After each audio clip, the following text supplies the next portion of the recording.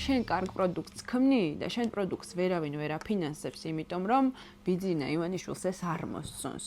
ეს ტრაგედია. აი ეს პროცესი ზუსტად იმ მომენტს ემთხვევა ხოლმე, როცა აბსოლუტური ძალაუფლება მყარდება ქვეყანაში. ბიზნესი როგორ საზღვრავს, სად განათავსოს თავისი პროდუქციის რეკლამა, ხო? რამხელა აუდიტორიას მიწვდება და არის თუ არა ეს აუდიტორია მისი მომხმარებელი. თუ საუბრობთ მაგალითად საკვებზე, რაღაც პროდუქტზე, ძალიან საყოფაცხოვრებო ტიპის პროდუქტზე, შეუძლებელია რომ ამის მომხმარებელი იყო იმედის მაყურებელი და ფორმულას მაყურებელი არ იყოს, ხო?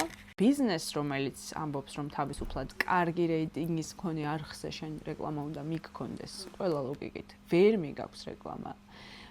არ მიგაქვს, იმიტომ რომ გეშინია, რომ ამის გამო პასუხს მოგთხოვენ. ირიბად ნებისმიერი ბიზნესი, რომელიც აფინანსებს პროპაგანდისტულ არხს, მიაქვს პროპაგანდისტულ არხზე რეკლამა, მაგრამ ამის პარალელურად არ მიაქვს რეკლამა სხვა არხზე, მხოლოდ იმიტომ, რომ იქ მიტანისას ეშინია, რომ პრობლემები შეექმნება, ეს ადამიანი აფინანსებს პროპაგანდას.